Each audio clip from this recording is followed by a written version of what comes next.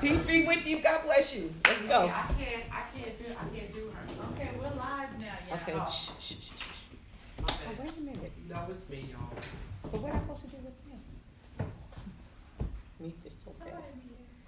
I'll keep on the phone. Trying to fix it right. Yes, You heard that vocal, didn't you?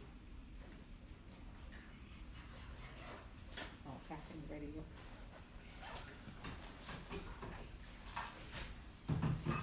Okay, y'all listen, see it? I don't know what's going on, but you guys make Let's it. have a word of prayer. We will go further into our studies. Let's pray. Master God, we thank you, we praise you for your love and your kindness, grace, and your mercy. Thank you, God, for the privilege that you afford us to be your people. As we pause in your presence, we pray, God, that your divine will be accomplished here tonight.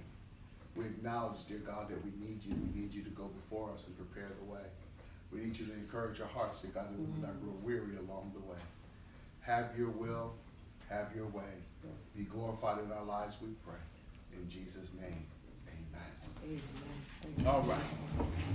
We're still looking at the parables of Jesus, trying to discern, to tease out here in the teachings of our Master some life lessons, what we need to know, how to live this life in a way that give God glory and honor, how to discern what He would have us do and how He would have us live. And so we're looking at the various parables, and tonight we're going to look at the story that Jesus told about a man who gave a great feast, a man who gave a banquet. So if you turn to in your Bibles or open your tablets to Luke chapter 14.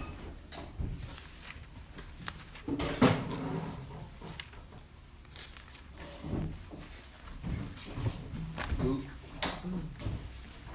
chapter 14. We're going to begin reading in verse 16.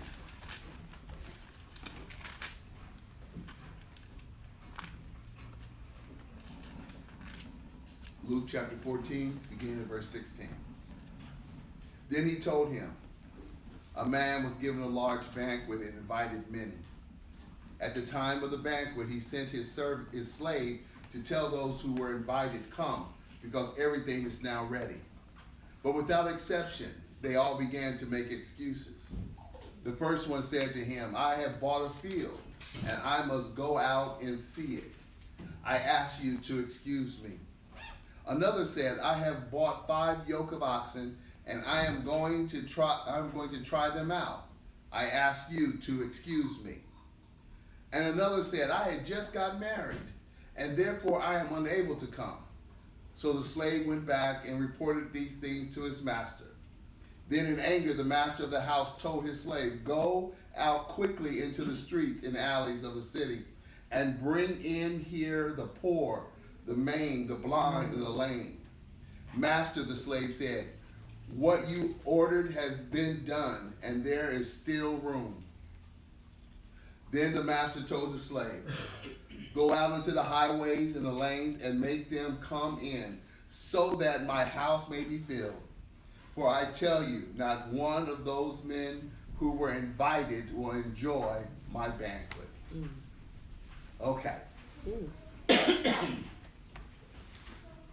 So you see the story. The master prepared a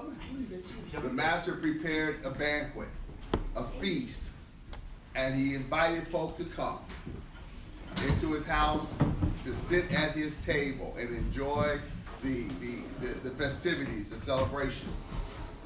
But what happened was simple. The folk let life get in the way, and they decided that they weren't going to go, and they begged off. Master got upset. He says, you know what? Slave, servant, go and find those who have been marginalized, the crippled, the lame, the blind. Go bring them in. And the man says, you know, we've already done that, and there's still room in your house. He said, then what you do is simple. Go into the far country. Go where the strangers are. Go out in the country and walk the highways and the lanes and compel them, encourage them to come into my house, because my house will be filled. Because for some, I'm telling you that the folk that I invited who would have filled my house, none of them are going to receive the benefits of the banquet. So, what we're going to do is walk through that parable a little bit, and then we're out of here, all right? So, let's start with verse 16.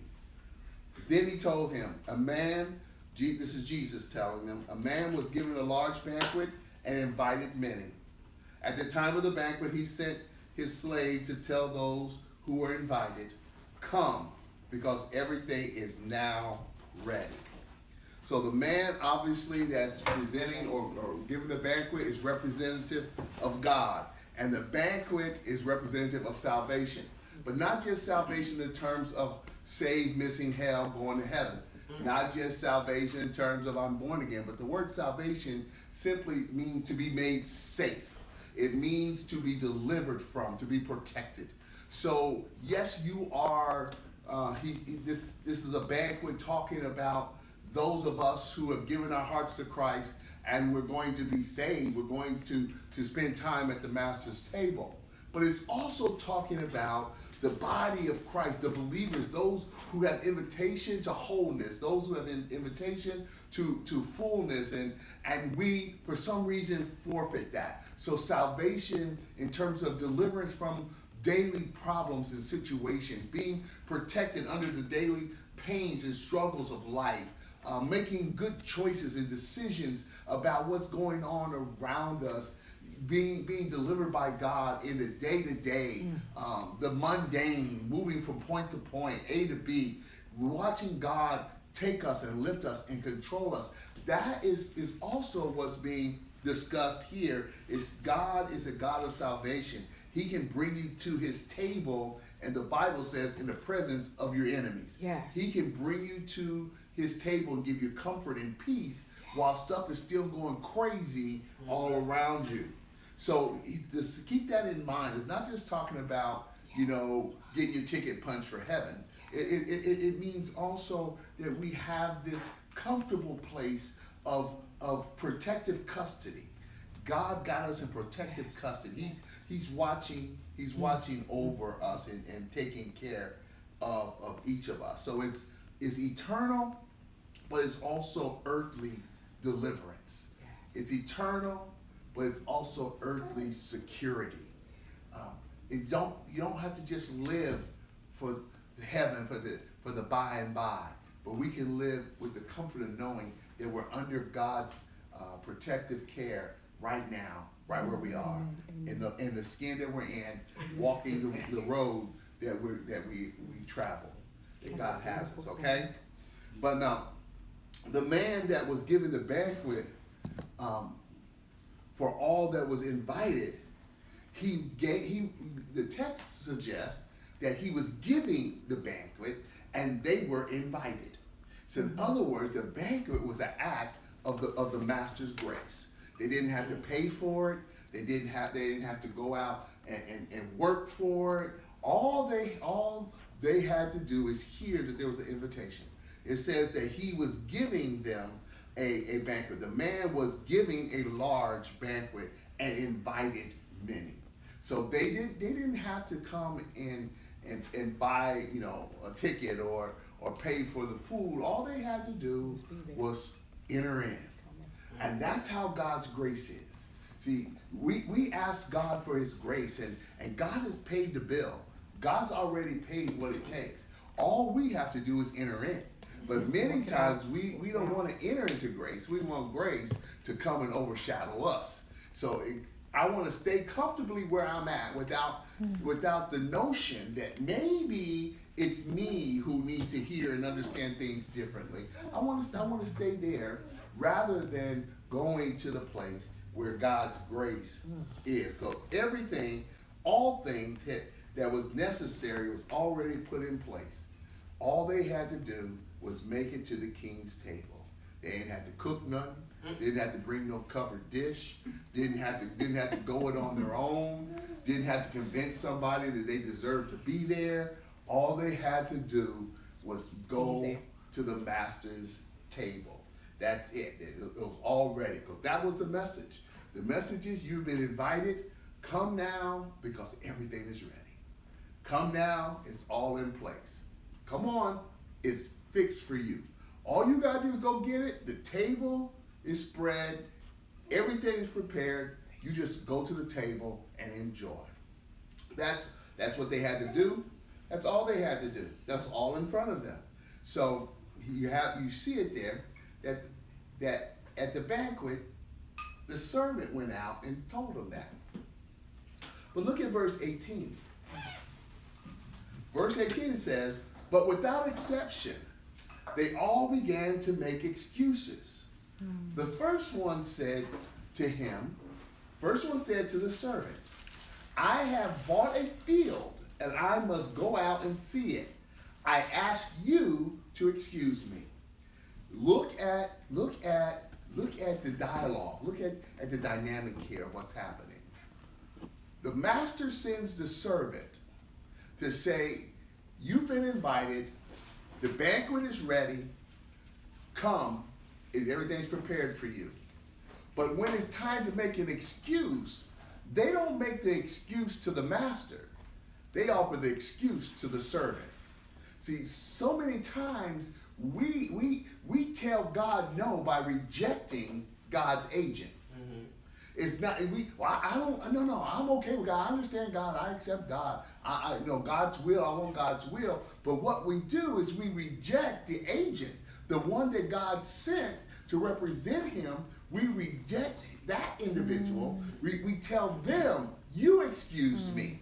You don't make me go. Now, he could have been saying it as the slave being a representative of the master. But he didn't say, tell your master. He didn't say, explain to your master, explain to the master that I have this thing going, and tell your master that I can't come to your master's banquet. Ask your master to excuse me. That's not the language. The language is, I have bought a field and I gotta go check it out. You excuse me. The problem with that is the servant didn't have the authority or the power to either hold him guilty or excuse him. The servant was only a deliverer of the message of God's grace. It was up to the individual to accept God's grace, or it was up to God to either execute judgment or deliver him or excuse him from the responsibility.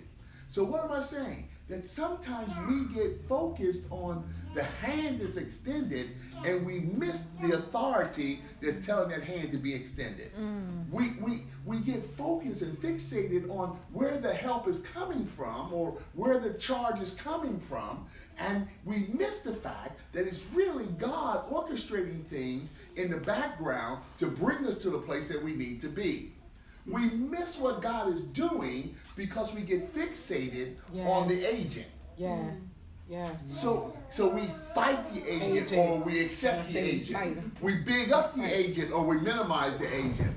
We manipulate the agent to meet our needs rather than focusing on the fact that it's really God, it's the master of the agent that we really have to deal with and see what's going on in our lives, okay? Now the text says, right there in Luke chapter 14, verse 18, the text says that without exception. That means each of them rejected the invitation for their own reason. Now, what is significant about that is that each had a reason. They each had a reason particular to their own lives. But the reasons, all of the reasons were summarized the same way. They rejected the invitation. See, when we tell God no, everything after that is insignificant. When we disagree with God, everything after that don't matter. It don't matter why you disagree. It don't matter why you disobey. It don't matter why you told him no. Only thing that matters is that you did. Everything after that is for our self-justification and to create space with the people around us so they will accept us. See, the reason why I tell God no is for earthly matters. It's not divine. I tell God the reason why I say no to God, or the reason why I disagree with God, whatever I offer as my explanation, that's to create my earthly environment, my earthly circumstances. It doesn't change or matter not one iota to God why I said no. The matter is I said no. It doesn't matter why I disobeyed. I simply disobeyed. It don't matter if I think it's a good reason, or I think I'm just not there yet, or I ain't got enough, or God, you know me, you see how messed up I am, or God, you know I'm too good for this, or whatever the reason is, it really doesn't matter. Because bottom line, I rejected the invitation. And by rejecting the invitation, I exclude myself from the table. And if I exclude myself from the table, I miss the blessing of the banquet. If I reject his invitation to come to him, I exclude myself from the table. And by excluding myself from the table, I miss the blessing. I miss the banquet. I miss what's on the table. I miss the grace that's being offered me simply because I said, for my own personal reasons, I said no to God. And from the text, we can surmise, but later on, where we see the master get a little miffed, we can surmise that the master, God, is a little offended by the rejection. Mm-hmm. He's laid it out. He's made a way for us. He's prepared it.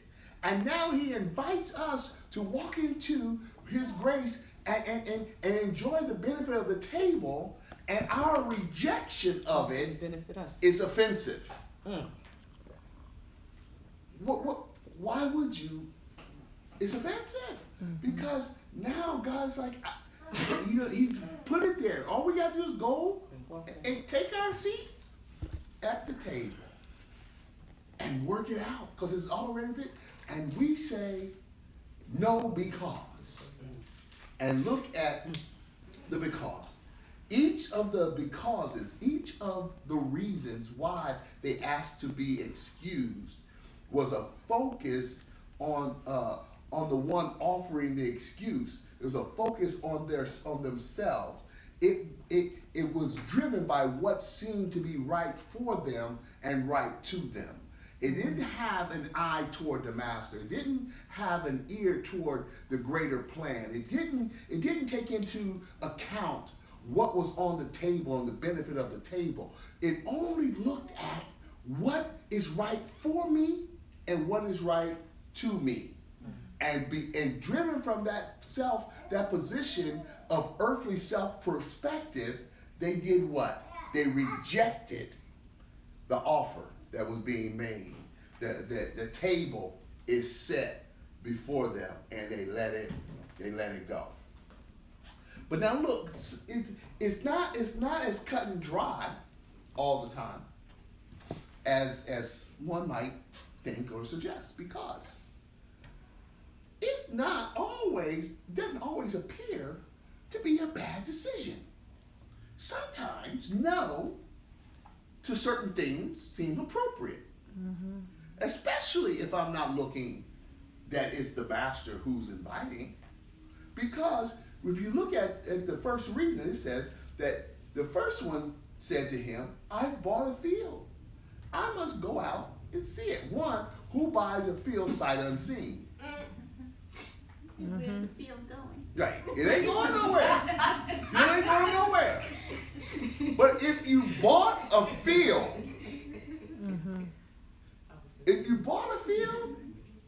chances are really good that you've already seen that field.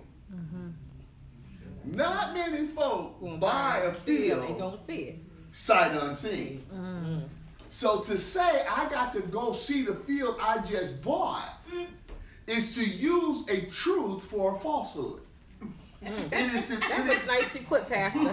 That was nicely put, right? I just bought it, but it gives me an excuse to do what I want. And therefore I'll do it, and I'll say this is why I'm doing it. Because you don't really have that reason. He says, I just bought it. Now, if you bought a field, good. Don't understand why you haven't seen it already, but maybe you haven't. You bought it sight unseen, you know? It was a deal you couldn't pass up. It was a red light or blue light special at Kmart. Whatever it is, you bought it. It's yours. And now the field belongs to you. And the decision to go out and see that field seems reasonable. Mm-hmm. It's reasonable for me to go see what I've invested so much in. It's reasonable for me to want to make sure that my interests are taken care of. Mm-hmm. It's reasonable for me to look at what got my name on to make sure that it's representative and it's what I expect it to be and is in the place that I expect it to be. That's a reasonable thing. And to add to the reasonableness of it, land was like the most valuable earthly possessions. Land represented stuff like God's blessing on my life. If I had land, that represented that God has blessed me, and if I had land, that's security. You know, I now got a place to go. You can put me out over here. You can tell me I'm not wanted over there. But if I got my own, I got a place to go. And there is security in that. So God has blessed me, and there's security. There's a sense of wealth. I'm a landowner. It's kind of like today. People, well, years back, not so much today because of the environment, but being a homeowner was a big thing back there. I own a home. I got a home. I was a landowner. People will go halfway across the nation to buy where they think they can buy a home because that's where I can buy a house there. So being a landowner is a big deal. So here it's the same thing. Being a landowner is a big deal. It's a big deal because it involves my lineage. But now I have something to pass down to my children. I have an inheritance to give to my kids. And so it's not like something that's light. It's important to my life. Mm-hmm. It's critical to my life. It has my future in many ways tied up in it. How I bless my kids and the status of my life and how I'm seen and how I'm viewed and how I can feel about myself and my own accomplishments. And all those things are all tied up in this idea that I bought land. Mm-hmm. I have this property. And so it is reasonable, it makes sense, that with all of that stuff going on with the land, that you should be able to go look at it. It's yours. Look, figure out where you're going to put your house. Feel good about you worked hard and you bought it. Walk around and know that no one else has a right to be there if you don't say so. Figure out, you know what? My kids are going to be blessed. This is their college education. This is how they're going to get their start in life. This land means something to my family going forward. It's okay to do that, and it's reasonable. Mm-hmm. It's reasonable for us to approach our lives that way, with the important stuff in our lives, the things that God has blessed us with, the things that says I'm secure, I'm safe, I'm somebody. I find my dignity, my worth, my esteem. I find it, I got it. That's all good. The problem is when the land become more important than the master. That's the problem. The problem is that you rejected the master's invitation to look at your stuff. Mm-hmm. So the request was this: please release me from my obligation to the master so that I can take care of the things that I see as important in my own life. Release me from the obligations, God, that you have on my life so I can take care of the obligations I put on my own life. God, release me from having to do your stuff so I can do my stuff. See, that's the problem when it comes to things like I just bought the land and I need to go see it.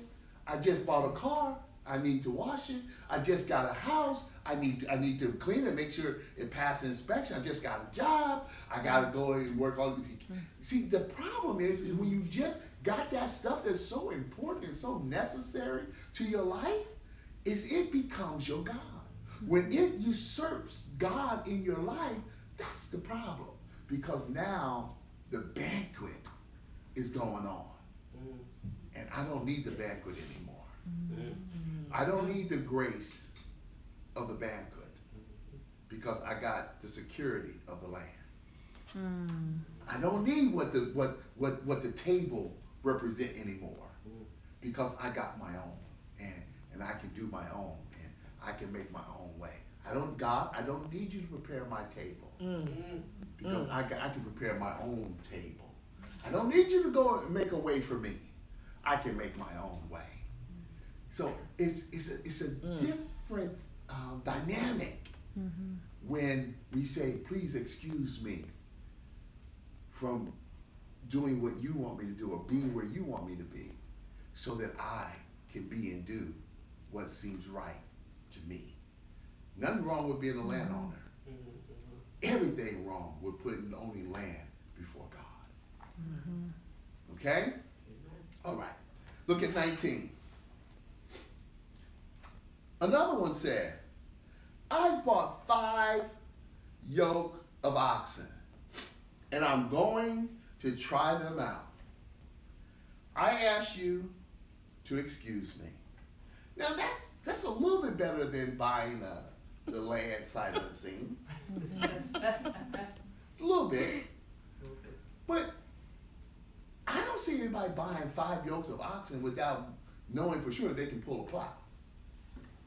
I don't see you going buying 5 yoke of oxen without knowing that they're kind of healthy and they can work and do what they need to do. I mean, that's not 10 oxen is not cheap. Most families didn't have 1 ox. They were lucky to have 1 donkey. But to have 10 oxen, you were a person of considerable means. And now you have 10 oxen that you just bought, and you are now go try them out to see if you got your money's worth, to know if that was a good deal or not. Maybe. But look at what he said. I just bought 10 oxen or 5 yoke of oxen. I spent a lot of what my life represents. I spent a lot of money. I've invested a lot to obtain this. I got to make sure that it stays right. How many times have we said that?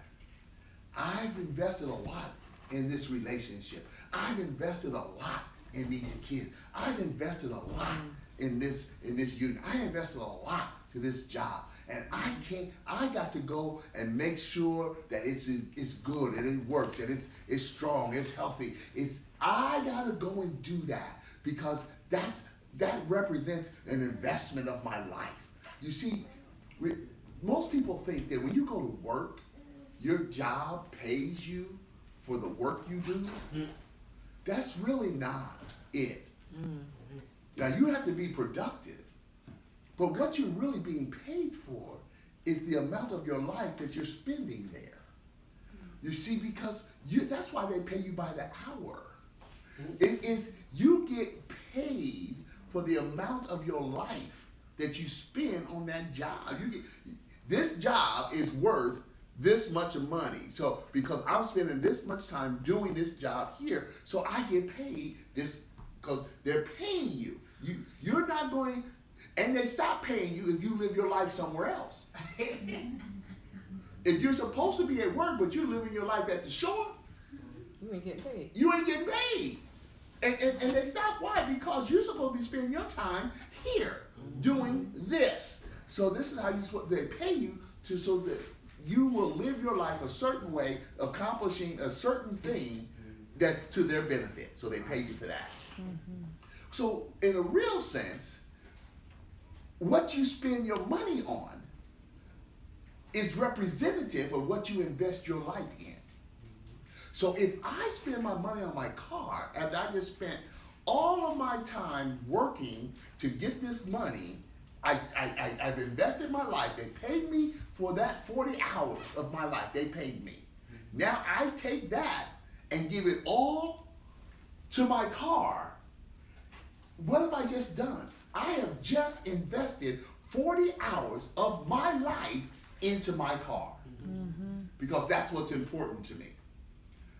What do you do? So if I have spent all of this money investing in these oxen, I got to go see what my life is producing. I got to go see the production, the productivity. What's the result of how I'm living my life? And that's what we have to understand, that it's not just about money and oxen and things, but it's how you living your life. What are you investing your life in? What am I investing my life in? So rather than invest my life at the master's table, I choose to invest my life over here with the oxen. I choose to invest my life somewhere else rather than invest it with God at the master's table. Now notice the common language between number 1 and number 2. Number 1 and number 2, both of the excusers. Number 1 who offered the excuse and number 2 who offered the excuse both said, I have bought. So they both suggest that they have bought. They made a decision. They used their money. They bought something of great value to them, value higher by them than the master's banquet. So they're saying, we have just bought. Where is the master in that? Where is God in that? How does God show up when I start talking about what I have done? Because I have done it, I can't do what God wants me to do. Where is God in that? Where's the master? See, they didn't talk about what the master wanted. They talked about the choices that they made and how they used their resources, and now how those resources is now dominating or controlling future choices. What I do with my life, the resources that I have, I got. And now what I hold important will dominate and control the choices and decisions that I make going forward. If he put the blessing in their hands, and once they got the blessing or answered prayer, they walked away from it. What they may not even realize that's true. They may not even realize he gave it to them. See, because sometimes we miss the fact that God gave it to us. We say, I work for this. No, I got this on my own. You know, this is that. Ain't nobody gave me nothing. I went to work every day. I worked overtime. That's right. You did. You did. How long could you work holding your breath? See, that's what I'm saying. That's where I was coming from, the other side. Yeah, Because you know, sometimes we do pray and ask God for things, and then He'll bless us with this in this particular area, and it's like, okay, and like you said, then now you're gonna spend your time with that blessing. That's right. And then it's just like, oh, I don't need to pray now. I got this. Let me stay focused on this. And then you don't turn back around and then you need something else. That's right. That's right. And usually there's something else you need is probably attached to the blessing that you got that you didn't give him credit for, that you thought you earned on your own, because that blessing becomes your God. So when I start focusing on the oxen becomes the most important thing to me, becomes my God. So now it shapes how I travel the future. So my decisions, my choices, and things that are important to me now are attached to the oxen. So now what's important is I gotta buy feed for the oxen. I gotta get a new yoke for the oxen. I gotta find the right drivers for the oxen. I gotta make sure the oxen ain't sick no more. So all of my choices that I make are attached to what the most important thing is in my life. So that's why that God has to be first, because now all the choices I make are attached to what glorify Him. But if something else is more important, then all the choices, all the decisions I make are attached to that thing that's most important, be it my land, my oxen, or whatever it is. That's what determines. It could be my hurt pride. It could be my low self-esteem. It could be my insecurities. It could be my my narcissistic attitudes and tendencies. It could be whatever it is. I could be over concerned about the way I look for any reason. Whatever the thing becomes that's more important to you than is God and what God says. Choices and decisions are made with that thing in mind. And that's what many times we get twisted. We say, I'm doing God's will, but we have to name that God. Okay? So in 19 says, I bought these 5 yokes of oxen and I'm going to try them out. I ask you to excuse me. Again, he asked the servant to excuse him. He doesn't really reference the master. But the decision to buy the oxen was a personal choice. But again, it's sensible. I need the oxen to do the work. It's sensible. I need a car to get back and forth to work. It's sensible. I need a house to raise my children in. It's sensible. I need food because my family's hungry. It's sensible. It's not like it's like ridiculous. I got the oxen. I need the oxen. And what do the oxen represent? The ability to earn a living, the ability to be effective going forward. I need an education. What does that represent? So the ability to be somewhat successful going forward. It says that I have these oxen now. Opportunity opens up. The field that I couldn't plow before, I can now plow, and I can be productive over here where I wasn't productive before because now I have these oxen to go do it. So that's a reasonable thing to be planning and looking and going forward and making it yourself more productive and equipping yourself, giving the resources that you need to produce and be effective in the world. Nothing wrong with that. That is absolutely reasonable. And then when you marry to that, or put on top of that, that the oxen represent a significant financial impact. So if the oxen are good, I get a financial bump. If the oxen are duds, I take a financial hit. Okay? If the car's good, I can get back going to work, I can make some money, and got to spend a lot of money on the car. If the car's a lemon, now I can't get to work and I still got to pay to fix the car. So I can either have a financial bump or I can take a hit, either way, depending on what it is that's going on. So it has impact on my finances going forward. So it makes sense, don't it, that I go and look at them. It does. It makes sense that I check them out because who wouldn't? Again, but the problem is the same thing. You're asking to be released from your obligations to the master so that you can tend to what you think are more important and more significant issues. I know I'm supposed to be there, but God understands I got to handle this. I know I'm supposed to forgive them, but God knows my heart and I got to handle this. I know what's going on, but I'm just not there yet. But God knows and He'll do. I understand that I shouldn't feel that way, but and all the things that we know that we should probably go to the banquet, but instead of going to the banquet, we go see the oxen because we want to make sure that the oxen are right. Yeah, we go check out the field. We go look at the oxen. I should be at the banquet right now, but these oxen are important. I should be there, but I gotta make sure that they're strong enough to move the boulder. I got to show them how to work and what to do. So that's kind of this whole thing, and they go out and they see, I bought some land and I bought some oxen. Please excuse me from the banquet that you're not even giving. They asked the servant, would you excuse me for the banquet? It wasn't the servant's banquet. He was just about saying it's time to go come on, it's time to eat. It wasn't his banquet. But they're saying, you're not giving it, but we don't want to go and talk to him for ourselves. So just, if you would please, just excuse us.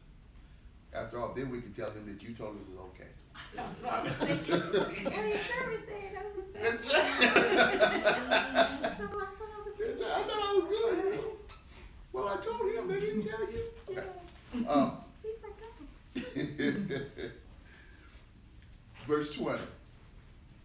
And another said, I just got married, and therefore my wife won't let me. No, that ain't what it says. I just That's what I was thinking too. He said, I just got married, and therefore I'm unable to come. Okay. He says, I just got married. The situations, no, man, listen. The situation and the circumstances of my life, the details of my life prevent me from fulfilling my obligations. I would go, maybe, but my circumstances, I would do it, but this came up and I would have said it, but this happened and I was about to go and then this thing interfered. And look, the circumstances and the situations, the details of my life won't let me do what God is asking me to do right now. I can't do that right now because of what's going on in my life, as if God don't know that that's going on in your life. Like you have to send God a memo. God, this is happening in my life. This is going, God, this is what right here. Like you don't know, but he said, I can't do it. I just got married, and I can't fulfill this obligation right now. The details, they won't allow me. I can't even consider your invitation. He didn't even ask to be excused. He just says, I can't go. He didn't say, excuse me. He just said, nah, man. Ain't happening. I can't even do that. Ain't no room in my life for that right now. I can't do it. Excuse me or not, I'm not going. And you run into people like that, and sometimes we get in places like that. Yeah, it's do. like, you know what? Just say what you want, do what you want, be whatever it is. I ain't doing that because the details of my life, it ain't what the master did. It ain't what the master's calling me to. It's not what the master prepared for me. It's not the table that's been set before me. It's not that my way has already been made. It is the details of my life that are most important to me, and therefore all of that stuff don't matter. Oh, I can't do it. It won't happen. So he didn't even ask to be excused. He just simply said, I can't. And some translations translate it as, I won't. I'm not coming. It's not just I can't, it's I'm not doing it. I'm not feeling it.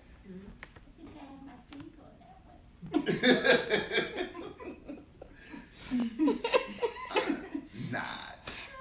Because I just got married. Now there's some possibilities.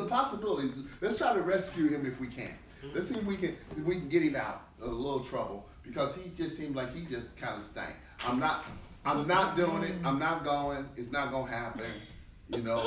I just got married, and you need to understand that the situation and circumstances in my life won't let me do what you're asking me to do, and so no, go ahead and enjoy that without me, because I can't do it. But let's see if we can throw him a lifeline. Maybe he misunderstood the text or the principle in Deuteronomy 24. It's called you get forgiveness for war. It said that if there's war going on, a a man who just took his a wife, had like a year. He didn't have to go out and fight. He had a year he could stay at home. So maybe he understood. Maybe he misunderstood that text, or at least he was leaning on that text or twisting that text to try to come to a place where he can say, look, man, I got a year. I can chill at home with, and be good for a year. So sometimes we do that.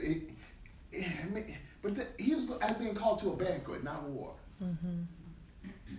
But the only similarity is going to that banquet and going to war is it costs you your life. See, because if I'm not willing to give my life to God, I'm not willing to sit at his table. Mm-hmm. So maybe he understood. Maybe he says, going to the banquet cost me my life. It cost me my life. It's possible I could lose my life in war. Maybe the banquet is war because I'm at war with myself and maybe I shouldn't go. Therefore, I'm going to stay here with my wife. Don't know. It's a possibility. I don't believe it. I wouldn't buy it. But maybe he twisted that scripture a little bit and said, this gets me off the hook. I don't have to go. I don't have to go to the banquet because I got an out. Deuteronomy 24:5 gives me an out. Mm-mm. I ain't got to make that happen. Or maybe he says, you know what? I'm a newlywed. We throwing our own party. I ain't got time to go to your party. I'm having my own party. Mm-hmm. We're still in this wedding banquet. They threw a banquet for a good minute. So they said, maybe we're still having our own party. And so sometimes people get like that, God, I ain't ready to come to your table yet because I'm still out here doing my own thing. Mm. I ain't ready to give this up. I ain't ready to walk away from that. I ain't ready to stop feeling like I'm feeling. I ain't ready to stop hating and start loving. I ain't ready to forgive them for what they did. I ain't ready to do that. I ain't ready to stop getting high. I ain't ready to feel better. I'm not ready. So you know what? I can't come to the table right now because I'm having my own banquet. It might be a pity party, but it's a party. I'm having it. It's mine, and I'm good with it. So maybe that's how he felt. I don't know. Any takers? Maybe that's why he said, I'm not going to the banquet. Or maybe he just simply thought that life with his new wife is too good to be interrupted right now. This thing is too good to be right now. Don't choose. No. And sometimes people think I got it too good. I got a good job. I'm riding good. I'm driving good. I'm living in a good house. I'm in a good place. I'm healthy. I got it on my own. I can do it on my own. Just toss me the keys. I got it from here. Maybe he thought that, you know what? Life is just too good. I got it together. I don't need the banquet. Maybe. I don't know. But whatever his reason was, his wife wouldn't let him. He thought he had it too good. He thought that he was covered under the word. He didn't have to go, Or maybe he thought he's holding his own banquet. Maybe any of that could have happened. But whatever it was, he told God no.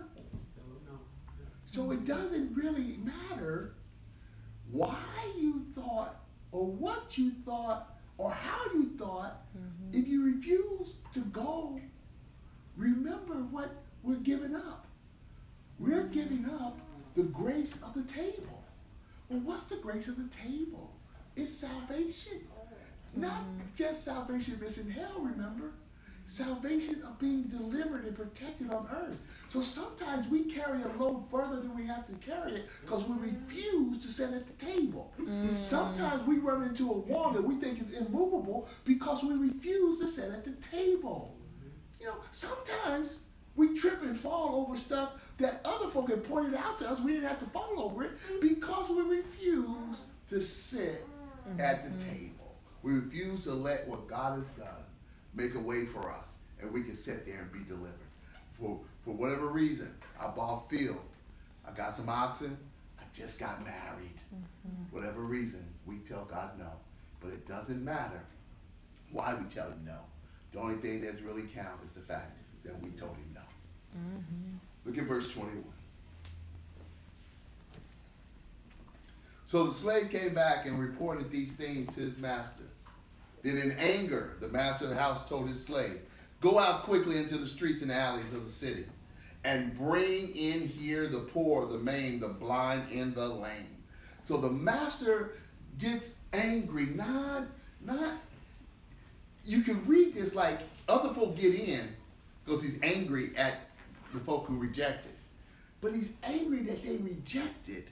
But he in that process, he makes room. It's kind of like when the Jews rejected Christ, there's room, Paul says, for us to be grafted in. So it's like this thing happened so that those who have been disempowered, marginalized, kicked to the curb in the world, they now have a way to get to the master's table. So the master, God, elevates those who are outcasts. Those who had no place, he gives place. Those who don't have land, those who can't buy the oxen, those who don't get married, he gives place at his table. Come on. You have a place here. He makes room for us in his grace. He makes room for us. He delivers us. But he also, God, the powerless, those who are poor and maimed, lame, and blind, the powerless are given power because space is created for them unknowingly to them. They are made strong and given a position of authority before they even know that they get to leave the gutter. Before they even know they get to leave the margins of life, the table and the space at the table has already been prepared. What does that say to us? It says if we follow God, we ain't got to wait for him to set the plate when we get there. The space is already set. All we got to do is walk into it. All we got to do is go. These people, the lame, the blind, the maimed, the poor, they didn't know that folk was coming to get them, to take them to the master's table. They didn't know that a space had already been created for them, that a place was already established for them. They didn't know that they were going to get power and have authority that they never had before. They didn't know that. All of that was done before they found it out. All of that was done in the dark. And now, when they come, they discover that, you know what? God was planning for me. You know what? He loved me enough to make a way for me that when I got there, I just could walk in. He had some pre-thought about me. He considered me before I even recognized that he was considering me. He was thinking about me before I even knew that I was in serious trouble. God was doing that for me. And so these people are powerless, and they walked into this space unknowingly. And that which had disqualified them before, poor, maimed, blind, lame, that which had disqualified them, not enough money, not enough education, not enough influence, not enough strength, not enough power. All the things that had disqualified them from the blessing previously became a non-issue. It no longer kept them out. It no longer kept them away, because the preparation that God gave at the table and calling them in canceled poorness, mainness, blindness, crippled and lame. It canceled that. And so now that stuff that kept them away from the table becomes a non-issue. In other words, I don't have to have more than I already have. I brought my blindness to the table. I brought my poor self to the table. I brought my crippled, limping self to the table, and I was treated with full dignity and agency because God had already prepared my place at the table. So I came and he gave it for me, okay? So the message of their place at the master's table was brought to them where they were. They didn't have to come and figure it out. They didn't have to come and petition for it. They didn't have to come and ask for it. They didn't have to come and say, you know what, I think I'm going to need this out. I think I'm going to need, because honestly, they probably never even considered that they could be at the table. It took the master who knew the table to say, I can put you at my table. The folk who were poor, lame, blind, and crazy, they probably wouldn't even have conceived that I can go to the master and sit at his table. because they would have seen their issue over beyond. They would have seen their lack. Not enough money. Ain't no sense me even talking about that house. I ain't got enough money. Ain't no sense me even looking at that job. I ain't got enough education. I ain't only me even going out and talking to them. I'm too old. Look, I might as well not even go for that. I ain't got no experience in that. And so they would think that they were disqualified. But here, God says, come on. I see what would have disqualified you, but I've already made a way to move that out of your way so you can get what I have for you. That's grace. That's God's love and favor. And that's what we see happen here, that it came to them. So they don't have to identify with those labels. That's right, Sister Denise. They do not have to identify with the label that kept them behind or pushed them back, that told them that they couldn't, told them they didn't have enough. That label became insignificant. You're not poor. You're at the king's table. You're not blind. You have it. You're at the king's table. And even if you are, and even if you still struggle with it, you're at the king's table. You're there. You're blessed. And he has made that way for you already. Already. He's done it for you. Verse 22.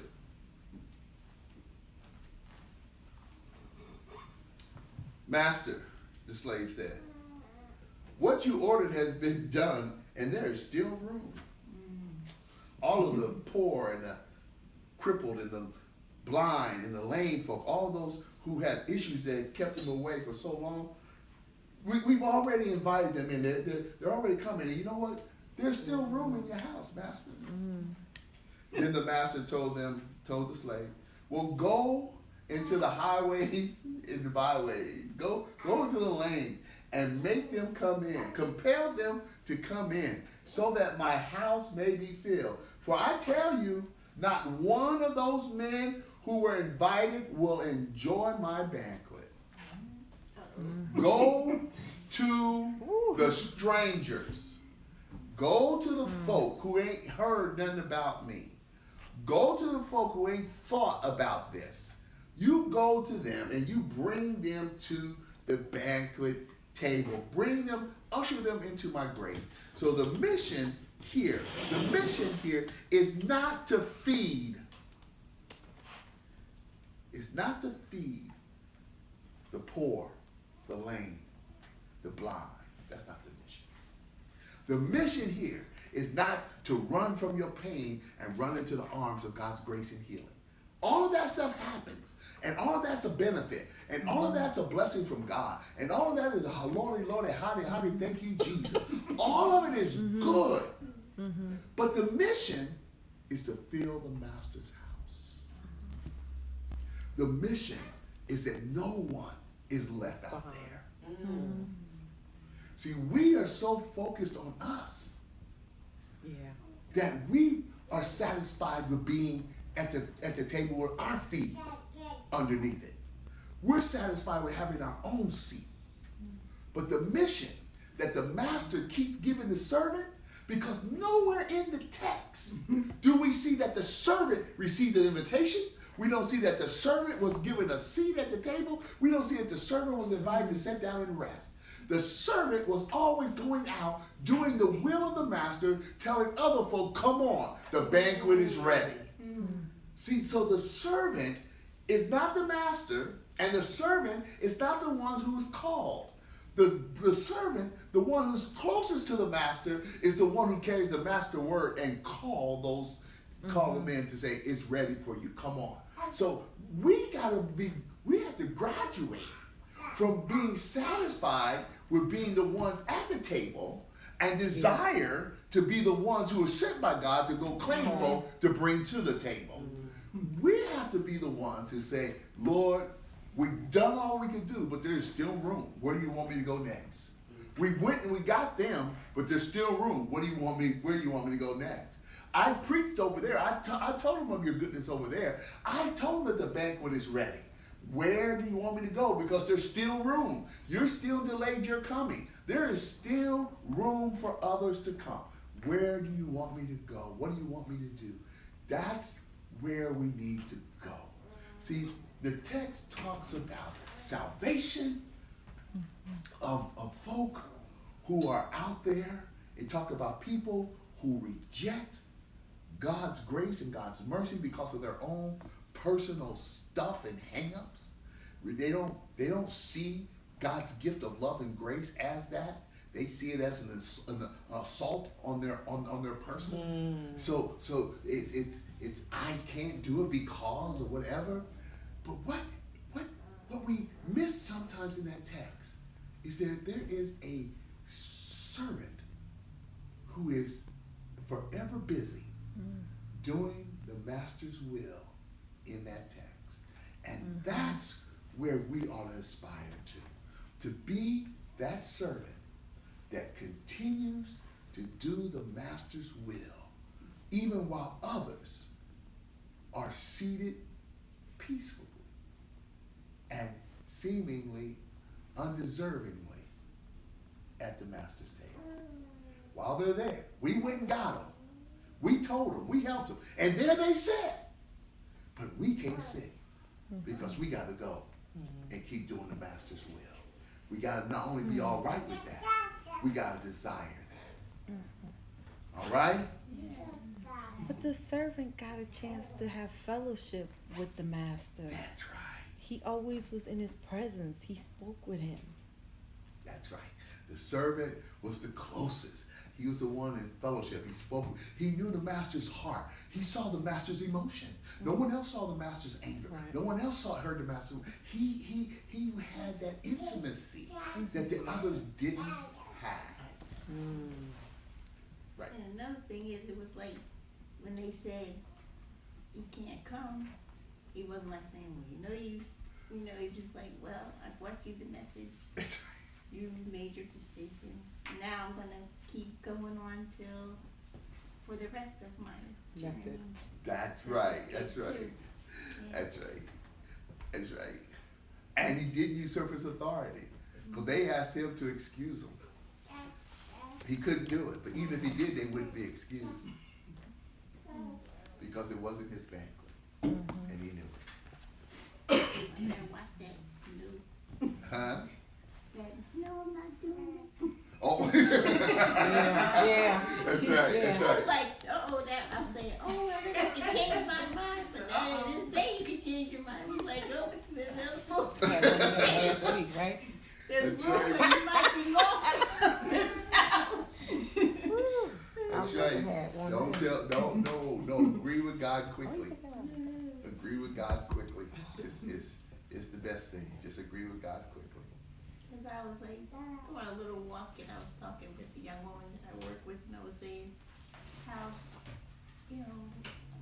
people are missing out, and, just to make it through your next week, you need to come and hear His word and be encouraged and be obedient and know the right things to do.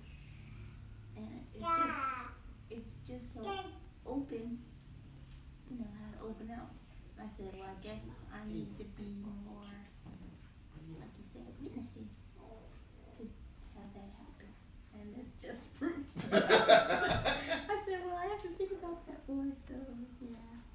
Because, this community here, and it's just so many broken people. Yes. That's absolutely right. And they have to know they're not alone. That's right. That's right. There's so many broken. Yeah. And we have lost our bedside manner. Sometimes health professionals grow a little callous in how they treat you because they see so much pain that the way they protect themselves is they get a little callous and hard because they can't. And the hours and And unfortunately, sometimes as Christians, we lose our bedside manner.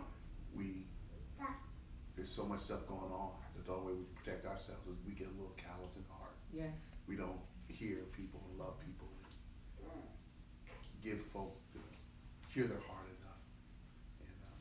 And we do that. Absolutely do. Our stuff get in the way.